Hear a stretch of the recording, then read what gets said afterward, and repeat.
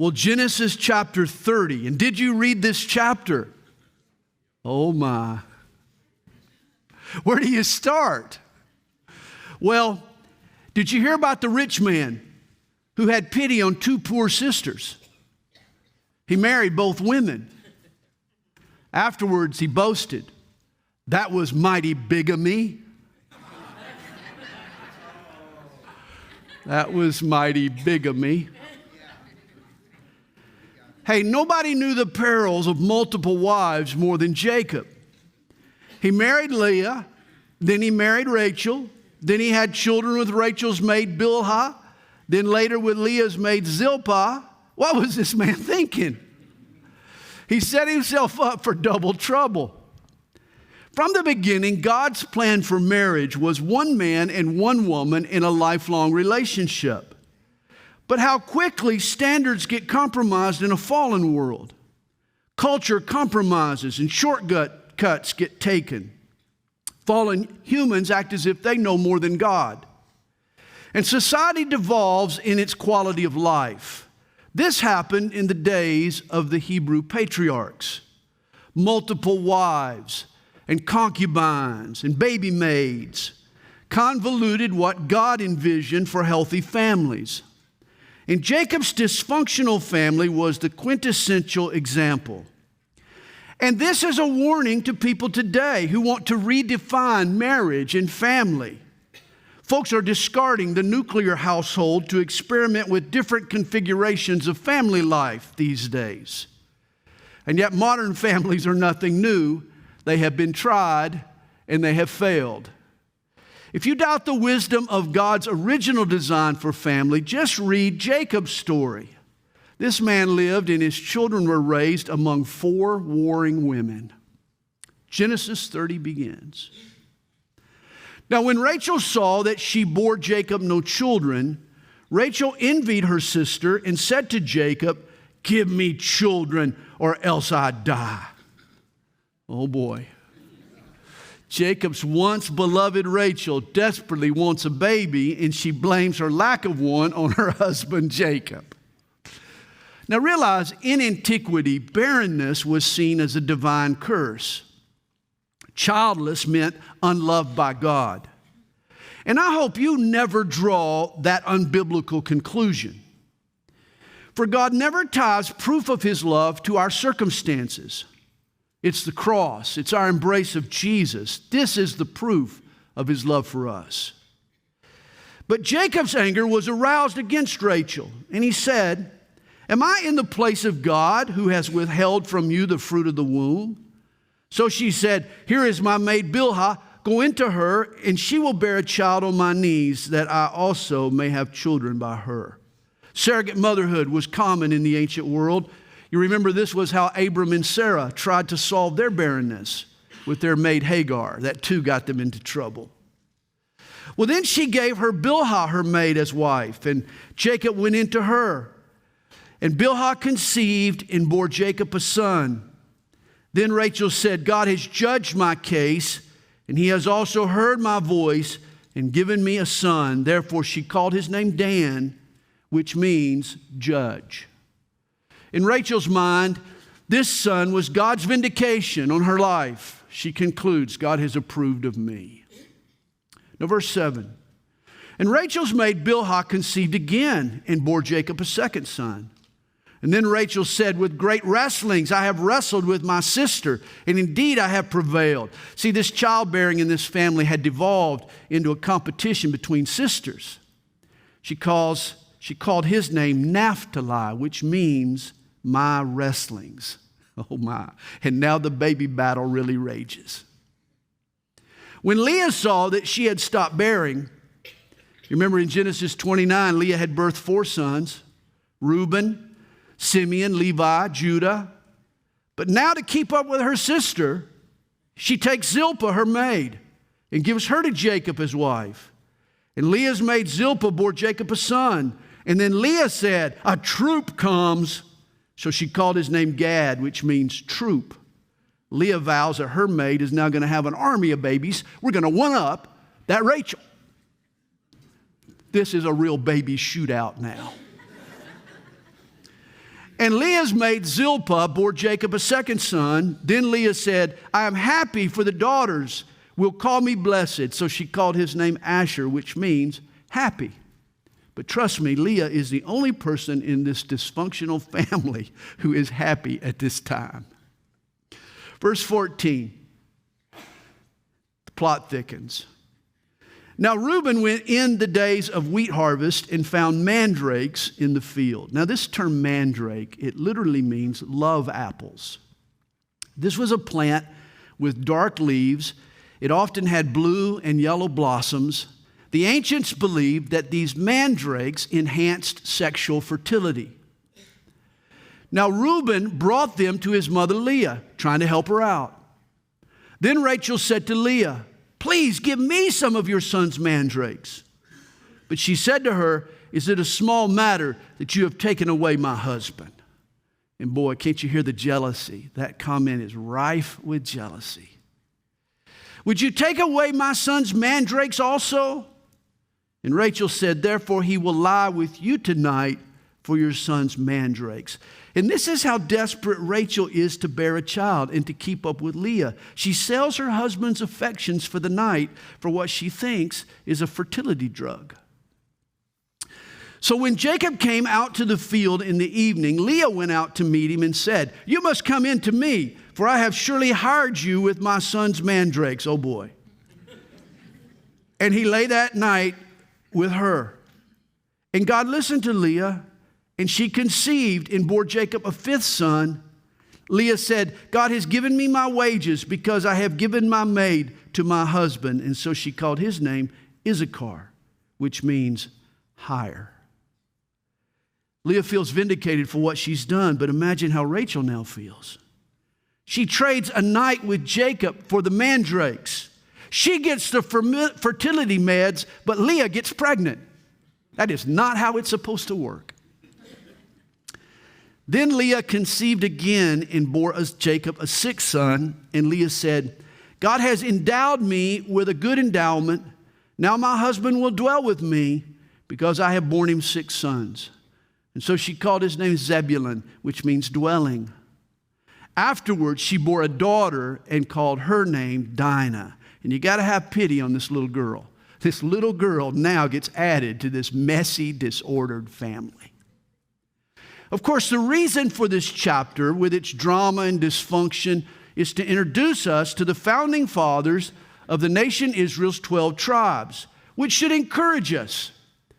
For just because a family starts out twisted doesn't mean God can't straighten it out and end up using it in great ways in the future, just as he did Jacob's.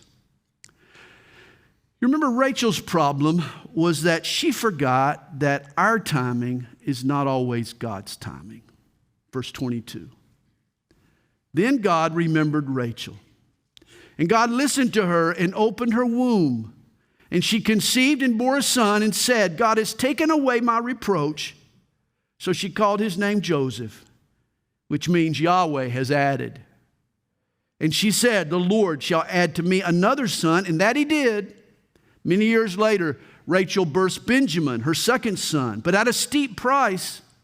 In Genesis 35, we'll read it next week, Jacob and Rachel, they enter the promised land, and near Bethel, she goes into labor. And Rachel dies while delivering her second son, Benjamin. That's for next week. Verse 25. And it came to pass when Rachel had borne Joseph that Jacob said to Laban, send me away that I may go to my own place and to my own country.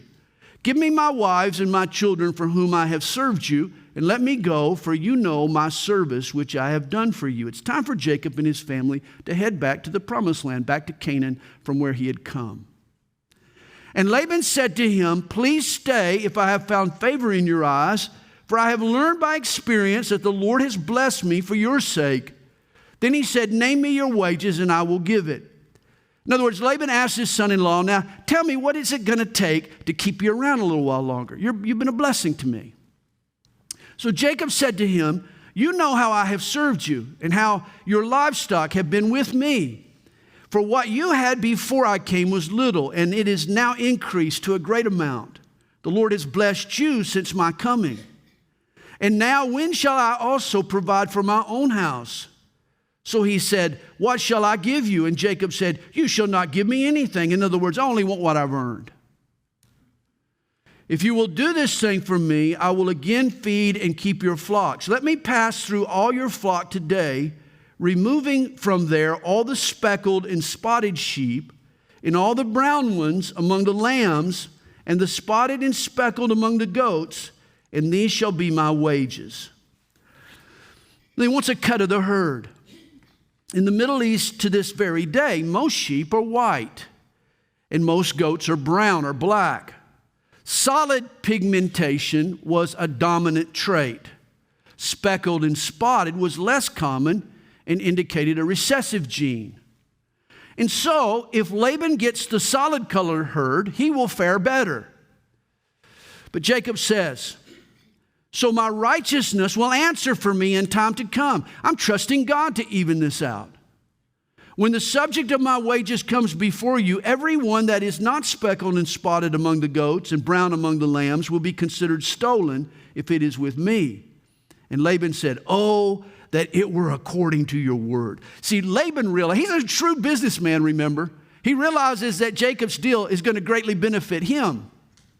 Jacob seems to be deliberately defying natural laws and relying on God to multiply his herds. That's to Jacob's credit. And so he removed that day the male goats that were speckled and spotted, all the female goats that were speckled and spotted, every one that had some white in it, and all the brown ones among the lambs, and gave them into the hand of his sons. And then he put 3 days' journey between himself and Jacob fed the rest of Laban's flocks. The flocks were separated to see how they would reproduce over time. But in verse 37, Jacob employs an unusual practice. Now Jacob took for himself rods of green poplar and of the almond and the chestnut trees, peeled white strips in them, and exposed the white which was in the rods. And the rods which he had peeled, he set before the flocks in the gutters, in the watering troughs where the flocks came to drink, so that they should conceive when they came to drink. So the flocks conceived before the rods, and the flocks brought forth streaked, speckled, and spotted. Now, it's not actually clear exactly what happens here. Jacob may have been engaging in some form of selective breeding. It could be that the rods released a chemical into the water and affected the pigmentation. As to Jacob's motive, though, this might have been a shepherd's way of hedging his bet. Just in case God doesn't bless my flocks, here's what I'm going to do. Well, then Jacob separated the lambs and made the flocks face toward the streaked and all the brown in the flock of Laban. But he put his own flocks by themselves and did not put them with Laban's flock.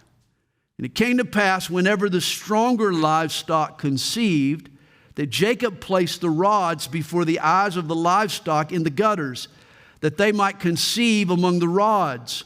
But when the flocks were feeble, he did not put them in. So the feebler were Laban's, and the stronger Jacob's.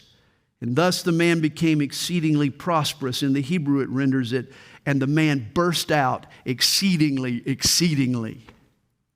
And he had large flocks, female and male servants, and camels and donkeys. Again, the science here is uncertain. But the result is that God multiplied Jacob's flock. You know, to me, the most likely interpretation is that God isn't blessing Jacob's cleverness at all. He's actually blessing his faith. In chapter 31, verse 10, we're going to read that Jacob had a dream where God multiplies his flock as an act of faithfulness to him. And see, this was the lesson that God was teaching Jacob all along, that he needed to trust in God, not in his own schemes. Well, chapter 31 begins with Jacob hearing the complaint of Laban's sons and seeing the countenance of Laban. Both indicate to him that he's gotten the better end of this deal. God's leading him home becomes more pressing. In verse 31, chapter 31, verse 4, Jacob calls a family meeting. So Jacob sent and called Rachel and Leah to the field, to his flock, and said to them, I see your father's countenance, that it is not favorable toward me as before. but the God of my father has been with me. And you know that with all might I have served your father. Yet your father has deceived me and changed my wages 10 times. But God did not allow him to hurt me. If he said thus, the speckled shall be your wages, then all the flocks bore speckle. And he said thus, the streaked shall be your wages, then all the flocks bore streaked. So God has taken away the livestock of your father and given them to me. Jacob admits that it's not his breeding techniques that have multiplied the flocks. It's been God's blessing. Which should be a lesson to pastors, by the way. You know, it seems every new megachurch we get, some pastor has to have a new church growth conference. He wants to articulate his techniques and his methods, et cetera, as if the large flock was grown by his cleverness, not God's Spirit. Here Jacob is clear. His mega flocks aren't the result of his brilliance, but of God's blessing. Verse 10. And it happened at the time when the flocks conceived that I lifted my eyes and saw in a dream. And behold, the rams which leaped upon the flocks were streaked, speckled, and gray spotted. Then the angel of God spoke to me in a dream, saying, Jacob. And I said, Here I am. And he said, Lift your eyes now and see, all the rams which leap on the flocks are streaked, speckled, and gray spotted, for I have seen all that Laban is doing to you. In other words, God's looking out for Jacob. This is like getting a heavenly stock market tip, is what this is. He's saying, invest in the speckled and spotted. They're being sired by God. And notice this isn't just an angel. The term means messenger. The term angel means messenger. It can be divine or human. This angel says, I am the God of Bethel, where you anointed the pillar and where you made a vow to me. You remember, it was at Bethel that Jacob had the vision of the ladder extending to heaven. And remember, Jesus is Jacob's ladder. This angel is now testifying. He's now identifying himself as the God of Bethel. I believe this is Jesus appearing to Jacob. The angel had met Jacob before he left from Haran, and now he tells Jacob it's time to return home. He says, Now arise, get out of this land, and return to the land of your family. Verse 14. Well, then Rachel and Leah answered and said to him, Is there still any portion or inheritance for us in our father's house? Now, amazingly, these squabbling sisters, they finally come together. But it's over their shared greed. They want the dad's inheritance before they leave. And are we not considered strangers by him? For he has sold us and has also completely consumed our money. For all these riches which God has taken from our father are really ours and our children's. Now then, whatever God has said to you, do it. The girls realize that Laban hasn't loved them. He's just treated them like livestock. And here they renounce their loyalty to their dad and they pledge to follow Jacob. And then Jacob arose and he set his sons and his wives on camels. And he carried away all his livestock and all his possessions which he had gained, his acquired livestock which he had gained in Paddan Aram, to go to his father Isaac in the land of Canaan. Jacob loads up a family caravan and he tries to sneak away from Laban. But now Laban had gone to shear his sheep, and Rachel had stolen the household idols that were her father's. Now understand, this doesn't mean that Rachel worshiped idols. You remember her mother, Rebekah, had sent Jacob to Haran, or Jacob's mother, Rebekah, had sent him to Haran in the first place so that he could find a wife who was not an idolater. I think what Rachel cares about here is not the idols per se, but her and her sister's inheritance. And she's thinking that by possessing Laban's idols, in some way, it'll strengthen her claim to the inheritance. Verse 20. And Jacob stole away unknown to Laban the Syrian, in that he did not tell him that he intended to flee. And so he fled with all that he had. He arose and crossed the river, the Euphrates that is, and he headed toward the mountains of Gilead, just east of the Jordan River. And Laban was told on the third day that Jacob had fled. In other words, Jacob had a 3-day head start. Then Laban took his brethren with him and pursued him for 7 days' journey. And he overtook him in the mountains of Gilead. Laban chased Jacob's caravan 300 miles from Syria to Gilead. But God had come to Laban the Syrian in a dream by night and said to him, "Be careful that you speak to Jacob neither good nor bad." In other words, God was protecting Jacob, even in his foolish state, even in this unbelieving state. God still had his hand on Jacob's life. So Laban overtook Jacob. Now Jacob had pitched his tent in the mountains, and Laban with his brethren pitched in the mountains of Gilead. And Laban said to Jacob, "What have you done that you have stolen away unknown to me and carried away my daughters like captives taken with the sword?" That wasn't true. They voluntarily came with Jacob. "Why did you flee away secretly and steal away from me and not tell me? For I might have sent you away with joy and songs, with timbrel and harp." Sure. Not hardly. He didn't want them to leave. Verse 28. "And you did not allow me to kiss my sons and my daughters." Oh, this is the crying father-in-law, you know. "Now you have done foolishly in so doing. It is in my power to do you harm, but the God of your father spoke to me last night, saying, 'Be careful that you speak to Jacob neither good nor bad.' And now you have surely gone because you greatly long for your father's house. But why did you steal my gods?" And here is a funny thought. What good is a God that can be stolen? Not much. Thus, the folly of idols.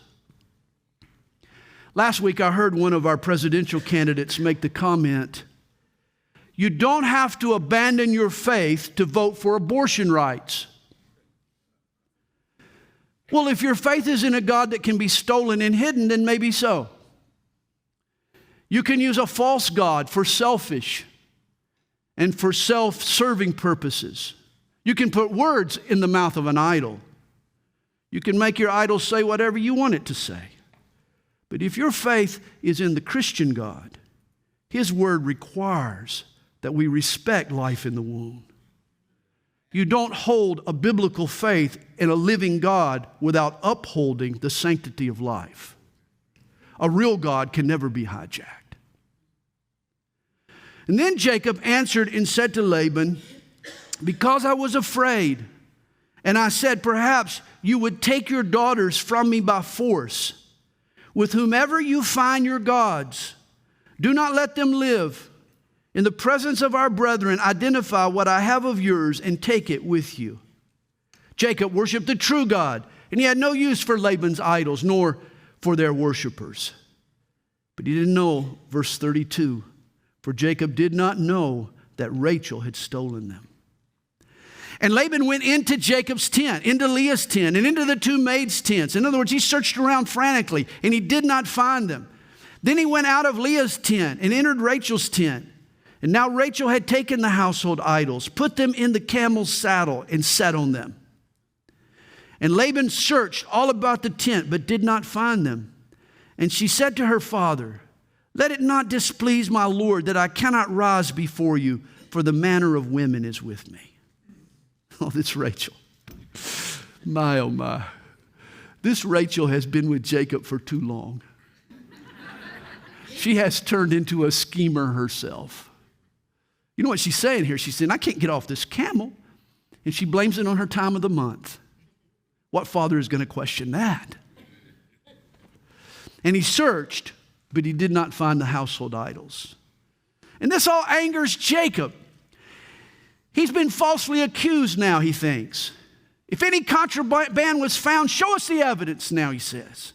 And emboldened Jacob now stands up to his father-in-law.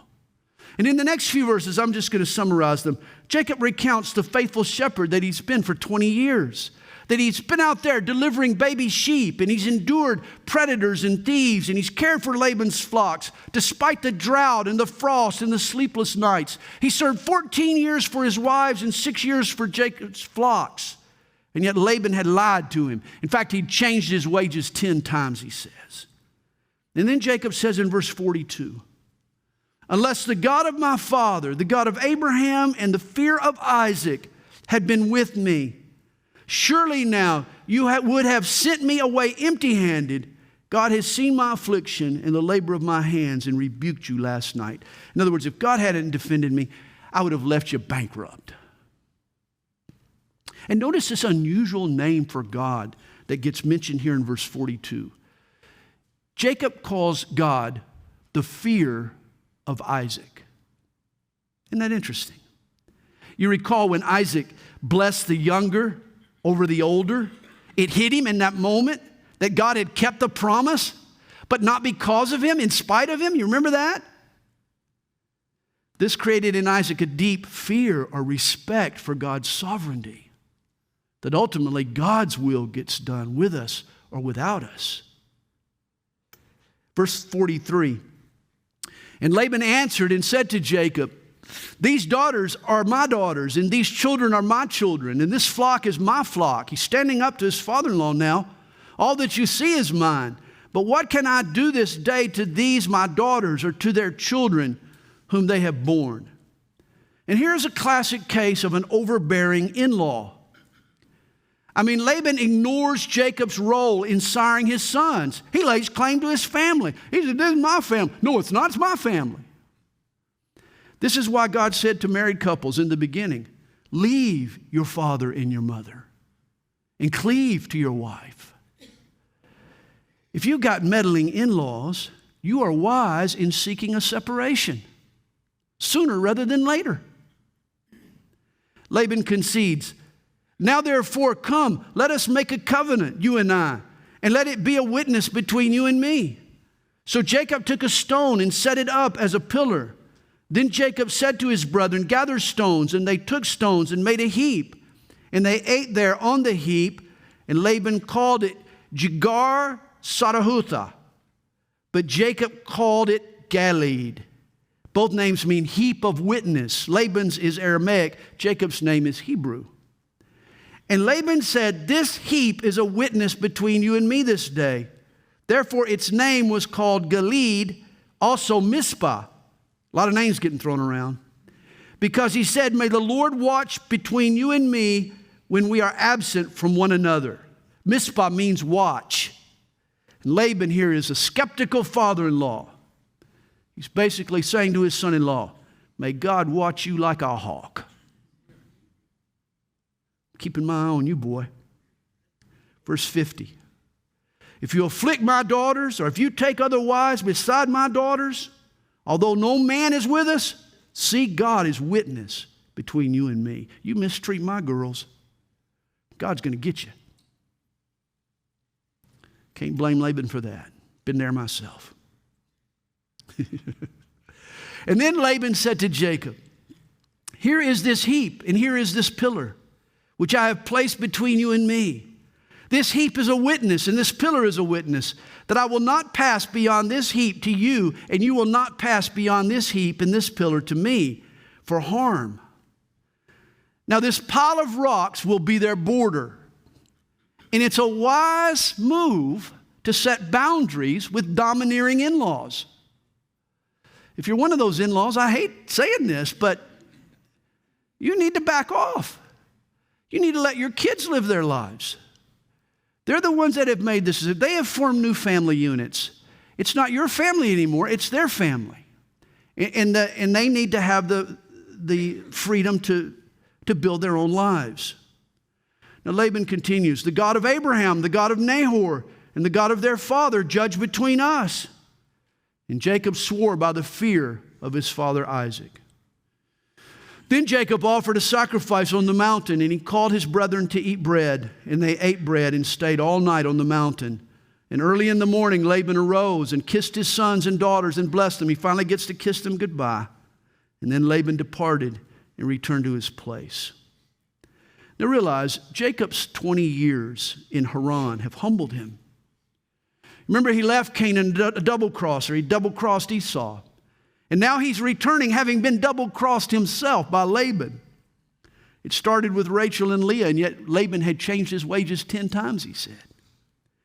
God, in turn, had been faithful to Jacob. He had prospered his herds, and he had delivered him from Laban. The schemer has been learning that he can trust the Lord. And all this leads up to the profound encounter that occurs now in chapter 32. So Jacob went on his way, and the angels of God met him. When Jacob saw them, he said, "This is God's camp." And he called the name of that place Mahanaim, which means double camp.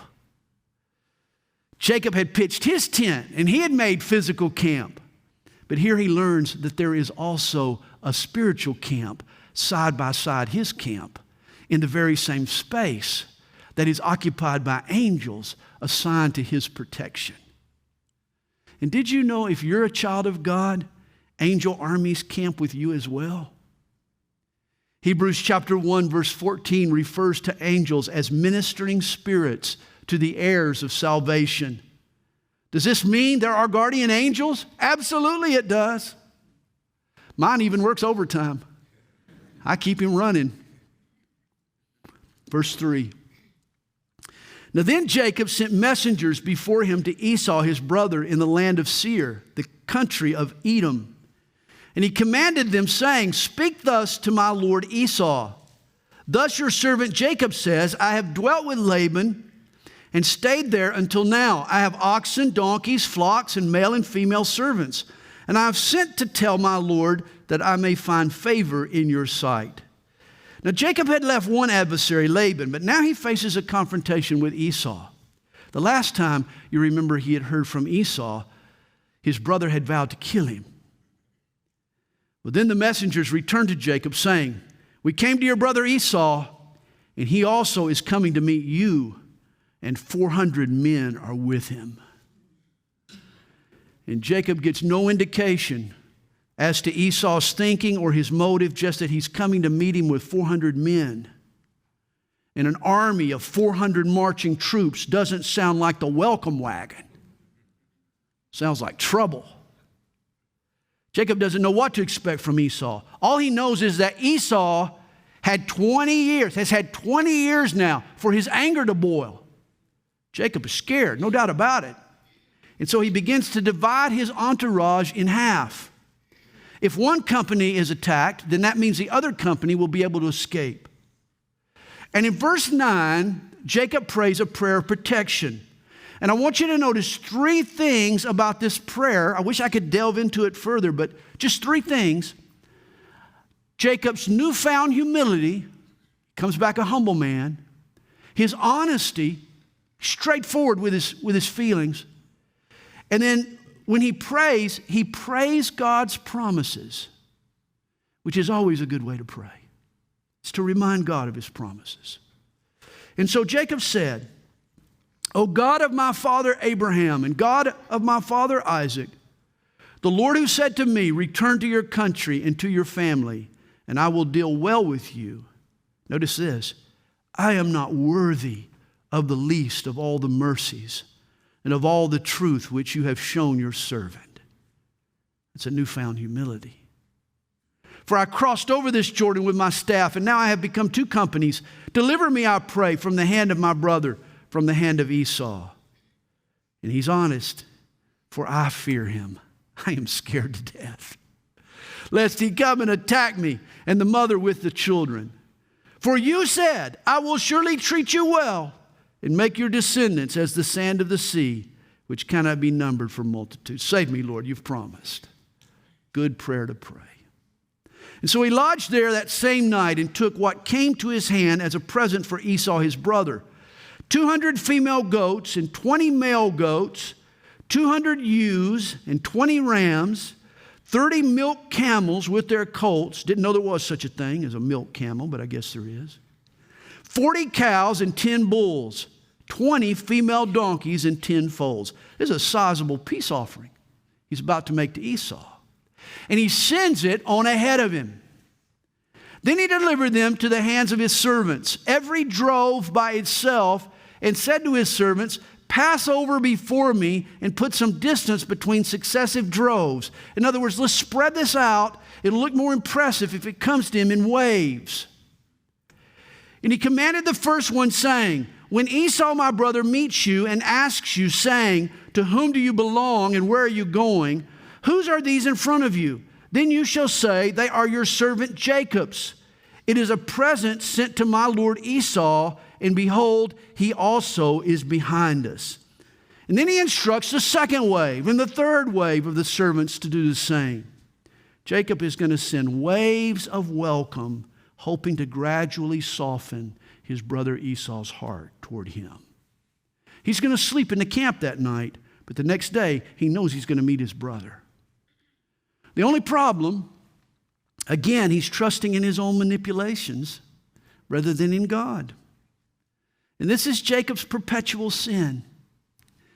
Yet, God is about to cure him of it once and for all.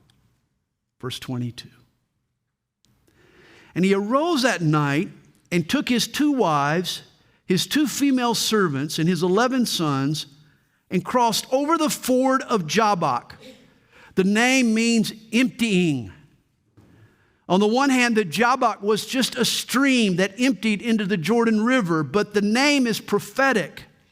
For it's at the Jabbok that Jacob finally empties himself of his self-confidence and his self-reliance. For there he took his family and sent them over the brook and sent over what he had. Then Jacob was left alone. Now Jacob is alone, all by himself. And he's at the end of his rope. He knows he's vulnerable. All of his past sins are now coming back to haunt him. Doesn't know what the next day is going to hold.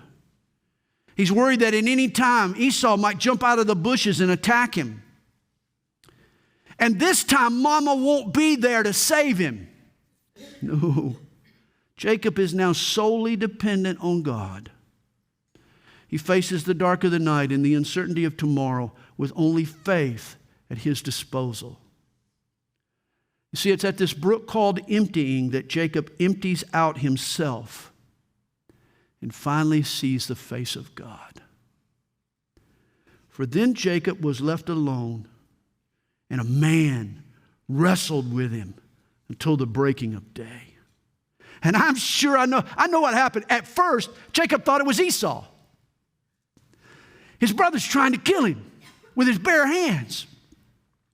And remember, Esau was a tough guy. He was an outdoorsman. He was a hunter. He was a killer. Imagine Jacob flailing and kicking and fighting for his very life. Verse 25. Now when he saw that he did not prevail against him, he touched the socket of his hip, and the socket of Jacob's hip was out of joint as he wrestled with him. See, Jacob was fighting with this man so tenaciously that the man he's wrestling with has to loosen Jacob's grip. He touches his hip socket, and it throws his hip out of joint. It must have been painful, like an athlete going down with a blown knee. Imagine Jacob grabbing for his hip. And the man wrestling with Jacob said, "Let me go, for the day breaks." Apparently they've been wrestling all night long. But he said, "I will not let you go unless you bless me." See, as dawn approaches, it finally dawns on Jacob that he's not fighting Esau. He's been wrestling with the divine. The man asks him, "What is your name?" And he said, "Jacob." And he said, "Your name shall no longer be called Jacob, but Israel. For you have struggled with God and with men and have prevailed." And Israel means Prince of God. Now let me ask you, have you been wrestling lately? Who have you been wrestling with? You thought you were fighting your spouse, or maybe your kids, or an ex-spouse. Or maybe you've been wrestling with your boss, you think, or your neighbor. But think about it. Could it be that you've really been wrestling with God? All your life, you've found ways to get your way. All your life, you've been scheming to get your own way. But now you're being forced to surrender to God's will, to someone else's will, not your own. Don't you think it's time to give up and give in? That's what Jacob realizes here. When it dawns on him that he's really been wrestling God, he stops fighting and he starts praying. He tightens his grip on God. He refuses to let him go until he receives his blessing. Jacob finally admits his need for God. He becomes desperate for God's blessing. Instead of fighting God, he now embraces God. He goes from a headlock to a hug. And here's what's intriguing. Jacob now puts as much effort into his faith as he did in his fight. And this is how God wants us to approach him once we surrender to him and give him our lives. He wants us to take the vigor that we put into fighting him and fighting his will. Now we should put that vigor into following him. We need to cry out for God's highest and holiest blessing. Don't let go until you get all that God has for you. And then verse 29, then Jacob asked, saying, tell me your name, I pray. And he said, why is it that you have asked about my name? And he blessed him there. And Jacob called the name of the place Peniel, or face of God. For I have seen God face to face, and my life is preserved. And I believe it was none other than our Lord Jesus with whom Jacob wrestled that night. And I have known many a person, myself included, who spent too long wrestling with his lordship before I completely surrendered to his will. But once I did, I have sought God's best for me every single day since. Notice too, verse 31. Just as he crossed over Peniel, the sun rose on him, and he limped on his hip. Hey, Jacob had wrestled with God, but it cost him. And when you wrestle with God, it will cost you. It'll cost you your pride. It'll cost you some of your self-sufficiency. For the rest of his life, Jacob limped, for it was a permanent sign of his weakness before God. It was a reminder to walk by faith, not by your own cleverness. Therefore, to this day, the children of Israel do not eat the muscle that shrank, which is on the hip socket, because he touched the socket of Jacob's hip in the muscle that shrank. And apparently this was a tradition practiced by observant Jews up until the time of the writing of this here in Genesis. Well, chapter 33 tells us what occurred the next day. Now Jacob lifted his eyes and looked, and there Esau was coming, and with him those 400 men. And so he divided the children among Leah, Rachel, and the two maidservants. And he put the maidservants and their children in front, Leah and her children behind, and Rachel and Joseph last, apparently in order of his affections. And then he crossed over before them and bowed himself to the ground 7 times until he came near to his brother. Jacob is now a humble man. He's not ashamed. He bows 7 times. But Esau ran to meet him and embraced him and fell on his neck and kissed him, and they wept. What a reunion. And he lifted his eyes and saw the women and children and said, who are these with you?